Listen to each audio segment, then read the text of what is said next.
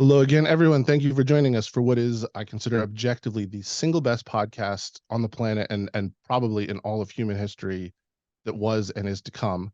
Armchair ESG with Nathan Yates.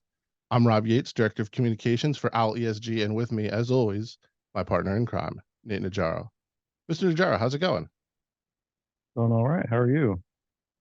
I'm doing fantastic. It is Friday when we're recording. Probably won't be by the time you watch this, but I'm excited. We will be at CII next week. And it works out because the last couple of podcasts, we've talked a lot about bringing ESG into mainstream investment strategies. And what we've really enjoyed doing, I think, is showing that it can be done. I mean, really, truly done. So, we have Connor Platt from Confluence Analytics on a few times now. And he points out that there are people who think that real like investment analytics are voodoo. So the hurdle that ESG has to get over is just to be, as reliable as any other mainstream accepted metric. And I think we've done a pretty good job showing that, and we're going to continue that series. Yep, We've also I talked a agree. little bit about alternative energy sources. We've done the nuclear one. We looked at the power plant rule. Um, but we're going to change gears a little bit today. And there's a reason. Mr. Najaro, congratulations. This is our 10th recorded episode. Cool. So we've hit double digits. Nice. um, it's been a pleasure on the ride with you. I'm excited for it. I'm waiting until we get to 100 so we're syndicated, right? There you go. But Then we can syndication, retire. yeah, seriously. I'll take syndication money. Quick aside, did you know that when Seinfeld came out, Jerry was offered a significant sum of money for syndication rights, and he turned it down, instead asked for 2% of all payments for syndication rights, and he's worth almost $3 billion now. Yeah, I think that's called self-confidence, right? If, Absolutely. Absolutely. that's, if But you're willing to bet on yourself like that. So, and good for him. It worked out. yep. And it actually provides a segue because syndication rights, that's a contract you sign. There's a legal underpinning for it. And today we're going to talk about something that only makes news when it's a really big headline in the ESG world, but there's a lot more going on, and we think it deserves a little more consideration, and that is legal wrangling around ESG.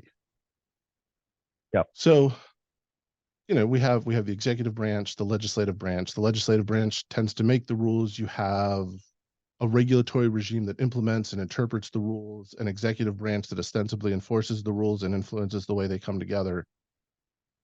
But the question is often, are these rules constitutional? Are they legal? Are they infringing on people's rights? Are they infringing on property rights? What's the trade-off? And there's a lot going on right now. Some that have potential implications, some that have already had implications.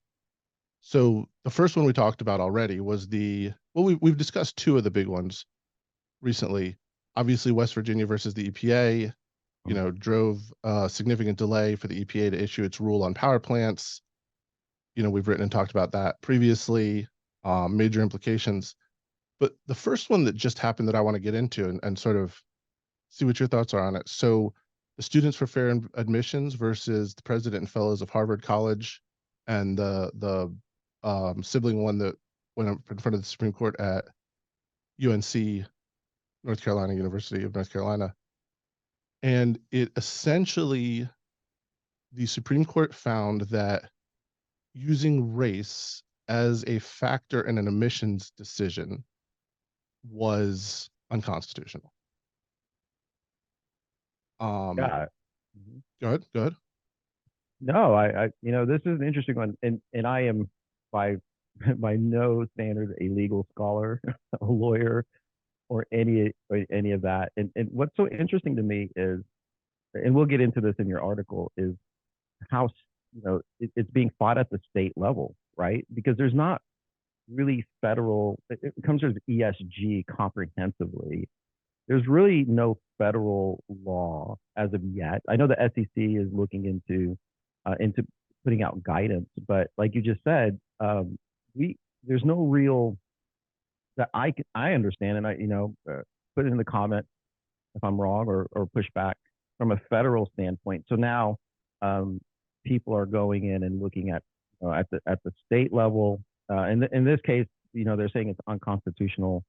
I'm not a constitutional lawyer, but it's interesting the approach they took on this. And from what I've heard, from academics, people that I know in academia, um, they don't really like this, and they have their own internal standards of how, um, they look at admission. And I know the MIT, I think the president of MIT came out after this ruling was put out there, and had a, I don't know if you remember that, she had a response, a rebuttal, and it was almost the sense of, yeah, but we're still going to do it and just find clever ways around it. So I don't know if you saw that, but you should look that up, and maybe we'll post it, with in a I link to it did. in I the did. If you article. look at the Yeah, screen, we'll have the quote up on there. yeah, It's interesting because it's a fine line on what the court decided. So there are yeah. ways around it, but there are ways around it that I would argue are like more just. So the specifics Oh, of the case, and it's interesting, the court ruled 6-3 against UNC and 6-2 against Harvard because Judge Ketanji Brown Jackson could not vote. She recused herself for a conflict of interest. It it found that the race-based admissions policy violated the equal protection clause of the 14th Amendment.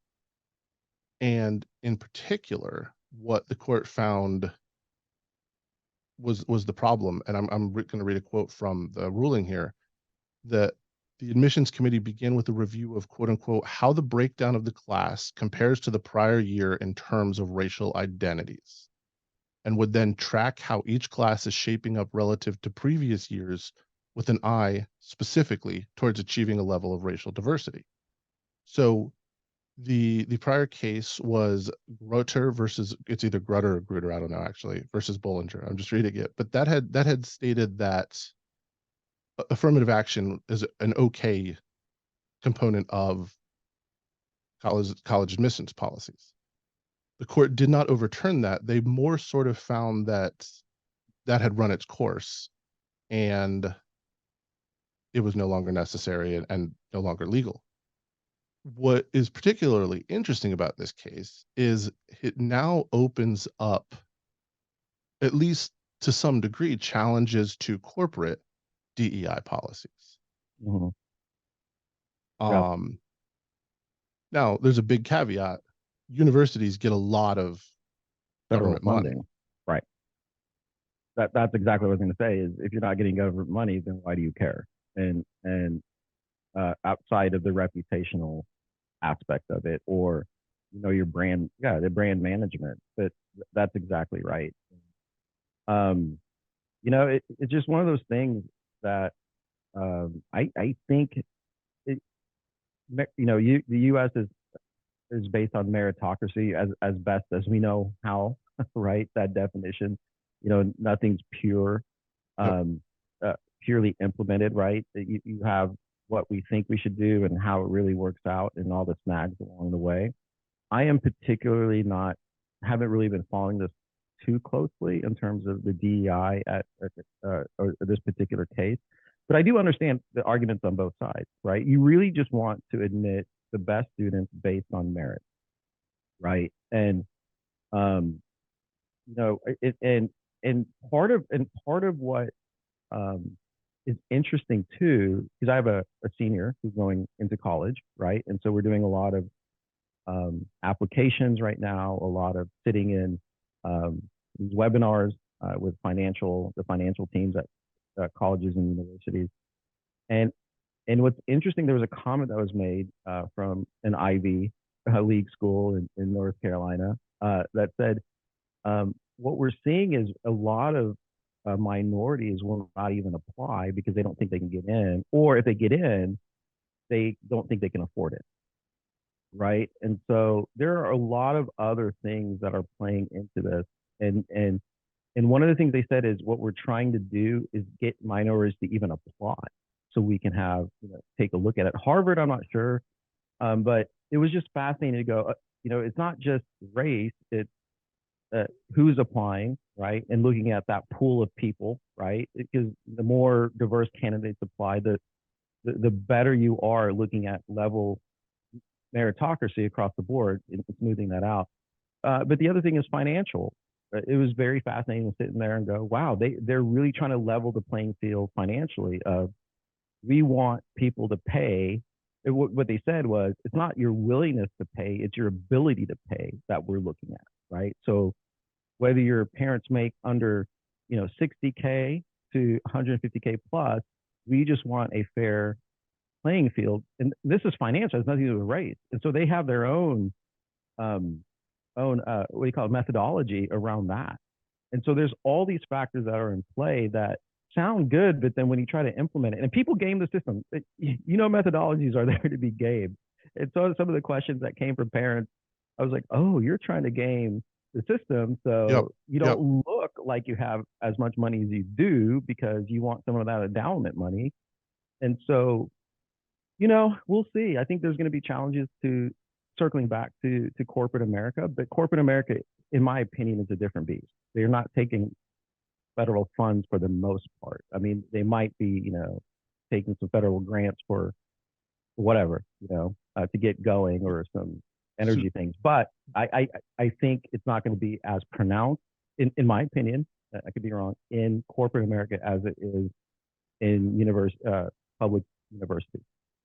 So there is an interesting part there for companies that are receiving subsidies, and I wonder how that would play out. We'll have to do a follow up with a legal expert, but there are also a number of lawsuits right now moving on and stemming from this too that corporations are facing, and they're coming from both sides.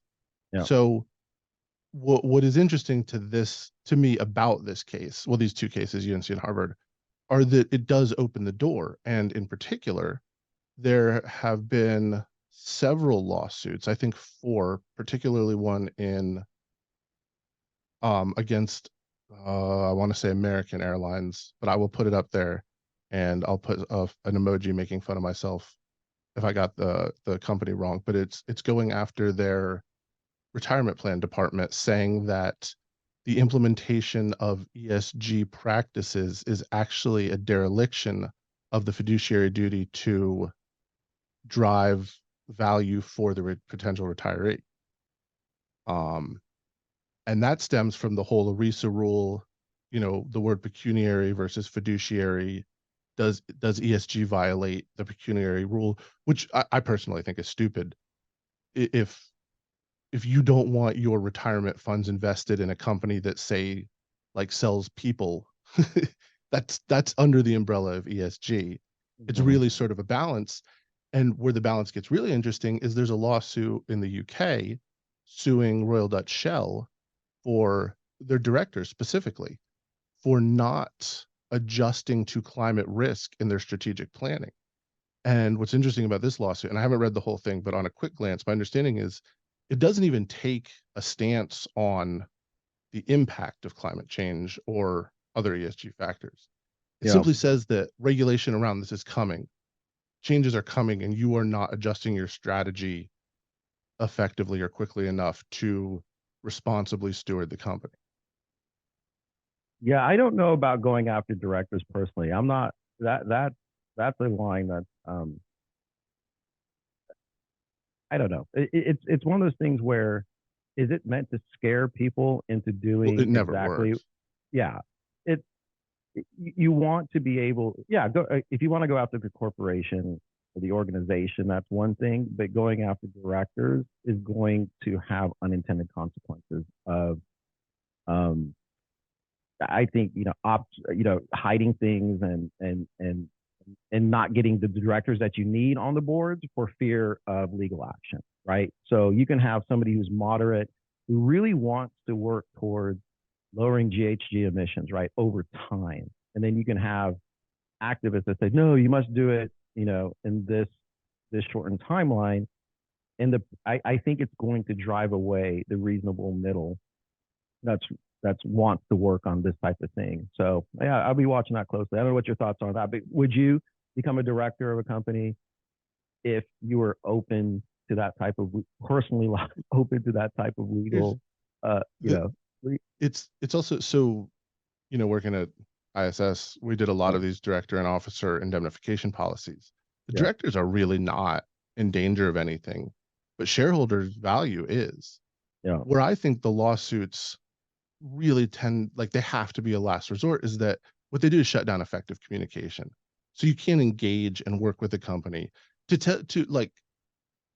expect a company the size of Shell, whose entire business is oil, yeah. to just pivot immediately is unrealistic. It's unreasonable. Yeah, yeah. Even if they wanted to do it, it's unreasonable. Yeah. So yeah, that's um, yeah. I don't know. I think I don't mean to skip ahead, but I think the one that I really zeroed in on was the whole challenge in Montana with the students, and Well, that was so I got fascinating. one more to Yeah, go through before that, yeah, because that right, does change in that they're not suing companies. So right. the one other one is, and let me get the name. It is Puerto Rico. Uh, now I can't find the name of it, but it is Puerto Rico is there's filing a class action lawsuit, 16 municipalities in Puerto Rico against ExxonMobil, Shell, Chevron, and some others. And they Mhm. say they colluded to publicly downplay the risks of their fossil fuel products on climate change and are financially responsible for damages from the 2017 hurricane season, which is a really interesting one because, and again, big caveat, not a lawyer, can't get into the intricacies. I do research this stuff pretty extensively. It's not a dissimilar argument from the court cases that really hurt all the tobacco companies. So it Mhm. wasn't that tobacco is bad for you, it's that they lied about it being bad for you Mhm. and work together to suppress information. And so, if it can be proven that these companies work together to suppress information that could have made people make different decisions, there might be something. And what was the damage from those hurricanes 2017? $70 billion, I think. Yeah, I was in Puerto Rico a couple of years after that. My brother is down there, and so I went, and the damage is massive. And but I like the tobacco analogy. I think that's a good one, right? And then you started seeing tobacco companies start buying food companies, right? And you know, Yeah. it's like Philip Morris started buying Kraft Foods, and I thought, well, that's interesting. And you start to see the tobacco companies expand their business line to be more resilient. And I can see oil. I mean, I was thinking, I just heard I wish I had it, but of an oil company that's used is investing pretty heavily. I think it's in Germany, but an oil company that's investing heavily about in around carbon capture, right? Taking carbon emissions and capturing it. And the question was, well, you're an oil company, why are you doing this? And I think it's that idea of we can see this coming down the road where it's not acceptable to release, you know, this much GHG emissions, and we have to be ahead of it by investing in technology companies that are going to help solve this problem, right? As you're balancing out your oil production versus cleaning out the environment. So I think some companies are already seeing this and trying to get ahead of it. So that's a great analogy about tobacco, right? They started buying food companies. They're like, well, they're not going to smoke cigarettes. Everybody has to eat. So Yeah. that's how we survive. So yeah. Although, to be fair, believe it or not, big tobacco is doing quite well. They just, in other countries, Yeah, with that's, less regulation. Yep. Yep. yeah, we can, Absolutely. that's a separate discussion and Yep. one that we can't influence right now either. Yep. Um, but But yes, the last thing I'll say about that though is what's important, I think, for us at OWL ESG and really is just providing the data for investors and people to see where their money is going. If you're not pro tobacco, if you're not, if you really don't care about, you're like, I'm a climate denial, and I think it's a hoax. Well, at least you can see the information and go, well, I still want to invest in these oil companies, and I still want to do this, or no, I want to go and help solve that problem. So really, it's about transparency of the data, right? To go, this is what we're telling you, and I think that's where we need to be in order to make decisions. So yeah, it'll be interesting, especially the oil companies. I think they have a lot of room. uh, to pivot, but also it's going to take a lot longer than people. Well, it is, there's always trade-offs. You make a great point, and Yep. we talk about this all the time. So I'm saying next week, it'll probably be this week by the time this published, but our very talented marketing and content manager, Tessa Shaw, is going to be putting out an article on EPA flip-flopping on a rule on something called pyrolysis and gasification that's used to recycle plastic. And Yep. like 30-second summary, those two processes had been defined as incineration by the EPA, which means they were subject to stricter carbon emissions rules. And under the Trump presidency, they tried to roll that back so that you could recycle more plastic. And then under the Biden administration, they reversed that rollback. So reduced emissions, but more plastic in the environment. Now, it's not quite that cut and dry. There are ways to do it with reduced emissions that cost a little more, and there are other ways to potentially reduce plastics. But you make a good point. This is all nuanced. It's all complicated. One thing I personally do like the legal outlet, if you will, because regulation inevitably has unintended consequences. And market forces can take time to adjust, and some of the impact of bad behavior, like some of the chemical sites, the no-go zones that we have around the country from chemical plants in like the 50s and 60s before they really understood. So what recourse do people have? Well, they have Right. restitution as a recourse. That introduces risk into the market, which tends to modify behavior. Um, but so coming back to the case you alluded to earlier, to be able to seek restitution for those damages, people need to be granted legal standing. Now, I want to say, and this is not an owl perspective, but this is a Rob Yates perspective. I think the idea that the government can shield anyone from liability or grant immunity to anyone, any entity whatsoever, is outrageous. I would like a constitutional amendment that says if the government has even one penny of financial interest at any level with an organization, entity, or person, they cannot protect that person from liability, because then they will. And that's again a separate discussion that goes across the board. But in the case you're referring to, so Held versus Montana, 16 children sued the state of Montana over two particular. Well, it's one rule. It's the State Energy Environmental Policy Act, which is a subsection of the State Energy Policy Act. And in the Montana Constitution, essentially, it, and here I have the quote right here, it requires that the state and each person shall maintain and improve a clean and healthful environment in Montana for present and future generations. And recent changes to provisions in the State Energy Environmental Policy Act had removed the ability to even consider greenhouse gas emissions in granting permits for drilling. I believe it was for drilling. Yeah. And Yep. the kids sued and they won. 103-page ruling, a landmark ruling. And obviously the state is going to appeal the ruling. Yep. But I like this one. Why should we tell the kids that they can't sue energy companies and the energy companies get special protection? And I'm not saying I side with either one. I'm just saying, who are we to deny people access to their courts, to their judicial system as recourse?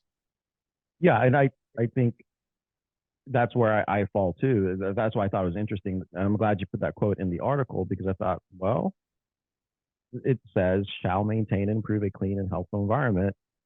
As you know, whether you call it ESG or not, that's pretty clear that that's an environmental concern that they should have been looking out for. So yeah, I agree with you that I think the judge, you said, agreed with the kids that um, you do have legs to stand on in court. And so I think that was what's important to me is, wow, they can use it. That's a Montana state law. That's not even a federal law.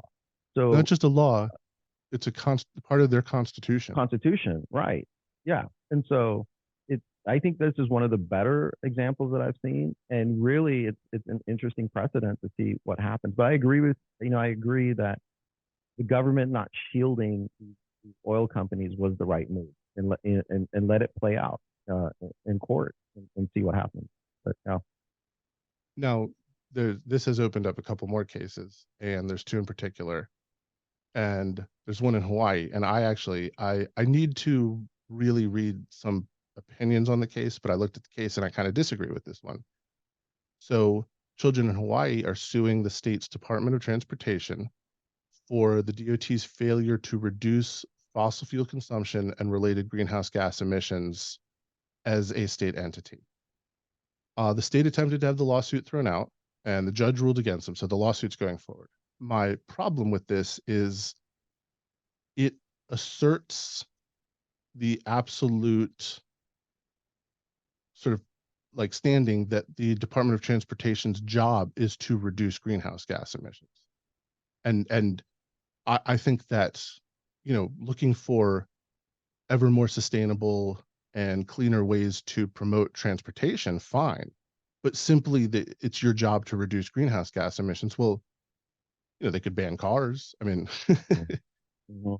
Yeah, that'd be effective, but bit of pain in the butt. You're absolutely right. I think this is a bit different, right? Versus Montana, they had that duty in their constitution, and if they were excluding GHG considerations for drilling, not drilling, right? They weren't saying ban drilling, and that's important. They were saying excluding the GHG considerations for drilling, and I think that's important. Like, because people are like, well, you want to ban drilling? No, I'm just saying that in the Constitution, they had to consider GHG emissions in order to meet what was written down. But yeah, this one is different. I mean, the DOT that they're not GHG emission costs, right? And so, at least not that I know of. I could be wrong about that, but that's not in anything in that I know of in their responsibility. Um, so like you said, it's nuanced. I think you have to take a look at these, and I think this is going to take some time to play out. What is precedent? And I think it's going to be interesting, state by state by state, what people do, right? And go, thank you, but no thank you here. And another state says, yeah. And there's other topics where we're already seeing that fracture of where states are going. And I think this could be one of the another thing about the ESG lawsuits and what's allowed in court, what's not. And my guess, Rob, is we're going to see a lot of these bubble up to the Supreme Court, right? As they tango and go back and forth in lower courts with appeals and all that. But we're going to see some of this in the Supreme Court for sure. So yes, you have to assume. yeah, I want to follow up on something you just said that I completely agree with. It's in Montana. It's the idea that they were saying, no, you can't even consider this. Like they have right. eliminated your ability to consider these things in granting permits for drilling. Yep. So, I mean, that seems I think you should take all potentially relevant information into account in making a decision like that. But And I think that's what they're saying is even if you would have taken that into account and made the same decision you made, then you took it into account. You followed the exactly. what was it? Shall maintain and improve it. You did that. You looked at it and said, no, we think we're going to be good here. Let's go drill. But And the there's a idea balance. that Look, yeah, no, go ahead. The idea that you no, the idea that you can't even consider it is what the key for me was. Like that's yeah, not. it's And so nuts. yeah, so Um, yeah, there's actually another case. So keeping on the theme of children suing, children are suing the state of Oregon over greenhouse gas emissions, essentially. Um, so this case gets complicated. The the miners sued Oregon for not taking enough action to prevent climate change in 2015. And the case was thrown out because the court found that the judiciary branch does not have the authority to enact climate policy. Okay, that makes sense. I agree. yeah. That was Well, withheld on appeal. The plaintiffs revised and refiled the case, claiming that the fossil fuel system in the United States is unconstitutional. Now, that's a big thing to say. If that one went through Oregon, it would definitely go to the Supreme. I mean, that straight to the Oh yeah, Supreme Court. it would have to. Yeah. Yeah. But what's interesting about it is that it's structured similarly to Brown versus Board of Education, where they said that racial segregation in public schools was unconstitutional. And regardless of what I think of it, it is not an like untenable legal argument. Like there is an avenue where it fits in the courts. I, I'm just digesting that to go, wow, that's interesting that they framed it around, you know, Brown versus the Board of Education. That's interesting. Yeah, this is where it's going to be very fascinating to see what happens. And I think at the end of the day, this is again not a lawyer, not a legal um, scholar, but I think at the end of the day, a lot of this will bounce up to the Supreme Court, and the Supreme Court may just push it back to the states again and go, hey, you states figure it out. This is not our job to get in the middle of this. So it could go that way as well. You know, who knows? It's you're right. I mean, the court does like to be very narrow in the scope and focus of its rulings, and if it thinks it's too broad, it throws it back to the courts, Yeah. the Yep. appeals courts or whatever to Yep. well, so speaking of Supreme Court, of course, we come to our final really big case for people in the US, especially that hasn't happened yet. But the SEC has released its draft rules for ESG disclosures and is expected to publish the final rule, I believe, in October. I think it was end of next month. I'll check that and throw the date up. I should know that off the top of my head, but there's already anticipation that this is going to receive significant legal challenge. So, in particular, the rule will establish standard reporting requirements on scope 1, scope 2, and scope 3 emissions. And I've been just that alone, like I don't really have a problem with it. I prefer the government to tell people how to report as opposed to what to do in general. If we're all speaking the same language, then it's an even playing field. Um, but there's a lot of concern on the people in favor of the rule and a lot of anticipation perhaps from the people against the rule, particularly around scope 3 emissions, because they are notoriously difficult to track. In fact, we've discussed it on this podcast. Yep. We'd almost get rid of them because the return is not worth the investment, and you can get so much Yep. more out of focusing on scope 1 and 2. Yep. But there's always this back and forth. So essentially, legislators make laws, and the laws grant certain authorities to regulatory agencies who then implement rules to make those laws happen. And then the back and forth comes to what authority do the regulatory agencies have under those laws? And we've seen a few recently. So the obviously the power plant one that we talked about um, limited the scope of the EPA's rulemaking in reducing emissions from power plants. Then there was a recent challenge just in June, I think, to EPA restrictions under the Clean Water Act, where the EPA and this one it gets very technical, but essentially they wanted to consider anything that I think was continually at any point throughout the year connected to some larger body of water. I'll throw the decision up on the screen to get it exactly right, but they called that a wetland, even if it was on somebody's property. And I mean, this was a win for private property rights because the courts essentially decided, the Supreme Court decided that for the EPA to be able to protect something as a wetland, it has to reach like a nexus point. So there was some higher standard. And I do think that the EPA might have shot itself in the foot on this one because they were attempting to enforce it on like people with ponds on their land who wanted to Yep. build. Is So that when is you that overstep the is that limit, overreach at that point, right? yeah. Is that that's And yeah. even if it's very limited, some some cowboy on a power trip, if they can do it, you're going to get pushback because then people get worried, will they do it to me? But it does show that the court is willing to address, take on, and limit regulatory agencies' rulemaking powers. And so, we've seen this come up at the SEC a few times before.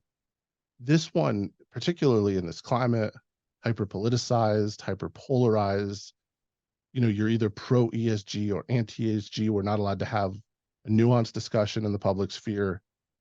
And this challenge is going to get some pushback, I think.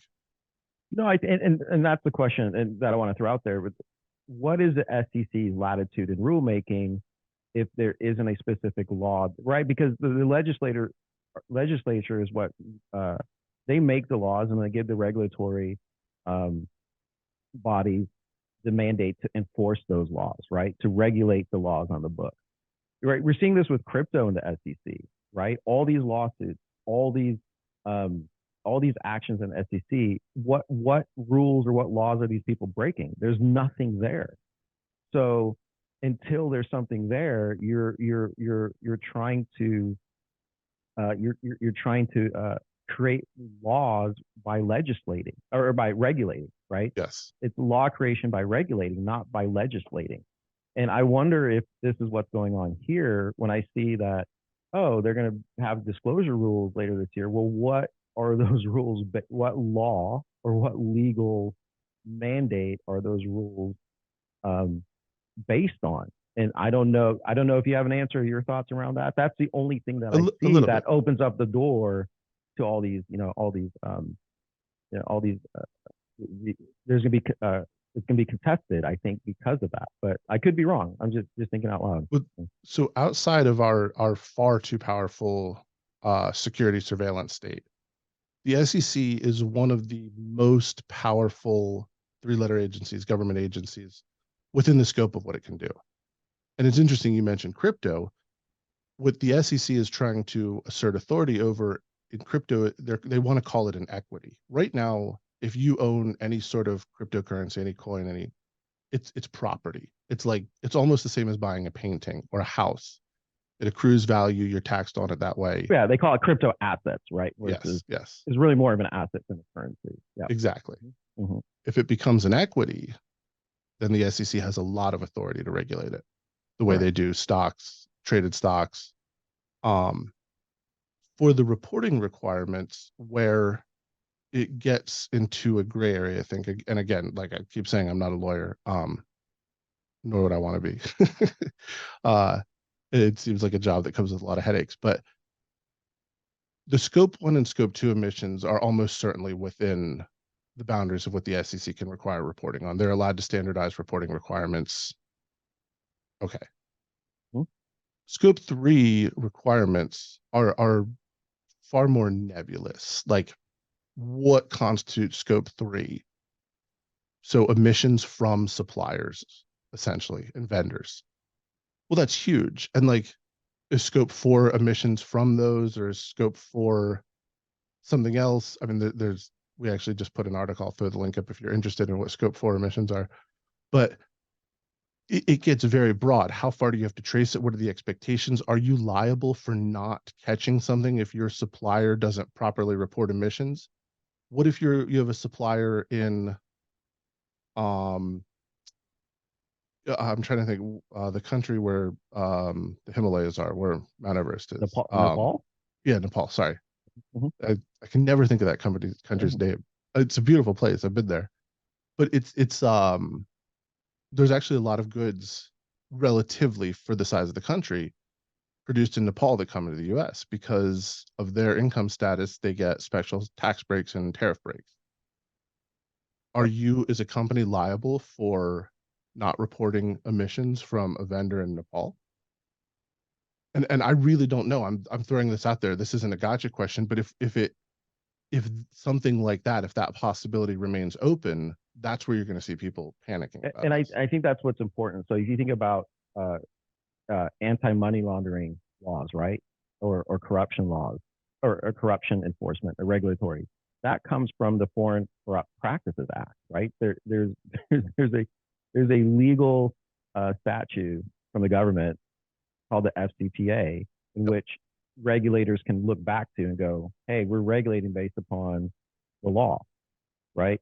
Now, with the SEC and ESG, I don't know, and I could be wrong, of what are they pointing back to? Because, like I said before, if you don't have that in place, you're going to run into these issues like you're talking about with Nepal, with favorable trade status with the United States. Well, what does that mean for them? And then what Gary Gensler and those guys are going to have to do over the SEC is going to have to legislate through regulation, right? Throw spaghetti at the wall, see what sticks, what lawsuits come in Spaghetti. until let what's that? Spaghetti. Spaghetti, yeah. Yeah. But I think that's what they're doing at crypto, and I think they're going to do it here. Is just we'll see what sticks. We'll see where the court sides with us versus and what we can push through versus legislators getting in there and saying, hey, we're gonna write some laws around this and give some guidance to SEC. That's just my take on it. I guess my biggest concern with stuff like that is again, it's always a trade-off. So when you look at reporting requirements as they are now, if a company has EBITDA, we know exactly what that means. Investors know Yep. exactly what that means. If a company files scope 1 emissions right now, investors probably have a pretty good idea of what it means. I'm sure they can get that information from the company, but it's not 100% certain. So they do have that certainty level if it's mandated reporting. Yep. On the flip side, it prevents the market from telling companies what investors actually want to hear. Um, which is what Owl's here to do, is to find out what investors want and like truly get you the most accurate data and the most objective data. We talk about our four Yep. values of data, but we want it objective so you can make the decisions that you want. If you want a company that is focused on water preservation, we can help you figure that out. And if you want Yep. one that is high emissions intensive, but really good ROI on the emissions and trending down, we can help you with that. Yep. Um, Yep. Yep. And we will one of the things we do is we follow this so we can whatever the SEC decides or whatever Washington D.C. decides, we're here to help companies navigate that and have the right information with which to make critical decisions. At the end of the day, that's what we're about. So absolutely. we'll let the lawyers tango, right, and charge their fees, and then you can come to us and we'll give you transparency and fresh data, so you can stay on the right side of the law. And that's the big stuff, right? We got to report on it. Yep. We got to touch on it. You come to Armchair ESG. Hopefully, you have an armchair. We advise you listen to this after work, a cold drink in hand of some sort, um, or a warm one if it's wintertime. But right now, I'd advise cold. But we also we're gonna catch the other stuff too. So excited for some of the ones we got coming up. We're gonna look at the Yep. environmental impact of fast fashion. We're gonna look at environmental brewing and distilling of alcohol. We've got some guests coming on to talk about ESG investing further. We're going to look more into this legal stuff. We're going to bring you what you need. That's what I Al think does. fast fashion. I think fast fashion would be. We know we're supposed to do employee. You have employees. We've had Ben on and Andrew Koo. But I think fast fashion. We need to bring Tessa on to help. School us on what the issues are. Right before we were recording, she was giving me some statistics on how much we throw away per person in the United States. I just thought I've never heard that. That's interesting. And I've done my part to keep fast fashion down, especially in my 40s. Right? I don't. Yeah, I have like 3 I wear pairs like of jeans, sweatpants and and t-shirts now. that's right. And my V-necks and a couple of sweaters. We were talking about shopping earlier and how little I do. I didn't realize I was helping the planet that much, but I'll continue doing that. But I think we should have Tessa on too to talk through that. I'm excited to learn more about what that's about and what information we give to our listeners to to inform them further on what's going on out there and some of these topics that we don't think about. So I'm certainly excited at the potential opportunity to introduce the world to Tessa Shaw, our marketing and content manager. Um, communications at owlesg.com. Send us a note if you'd like to see Tessa. She definitely knows way more about fashion than I do. I like to tease her about being young. Really, it's just me getting old. I have to talk to my daughter, like, hey, this person on my team said something. Can you interpret that for me? And then I go back Yeah. to Tessa and ask about stuff my daughter says. So I got a real good thing going with it. You and I, Rob, talking about fast fashion would be like us starting this podcast saying we are legal scholars and we know how to think through this. Dude, it's even worse because I can read legal cases. Like I can read multiple opinions. I can tell you what people said. I can get some understanding and I'll do the research on that. I can go into the fashion side and it's like, well, this fits and it's gonna last.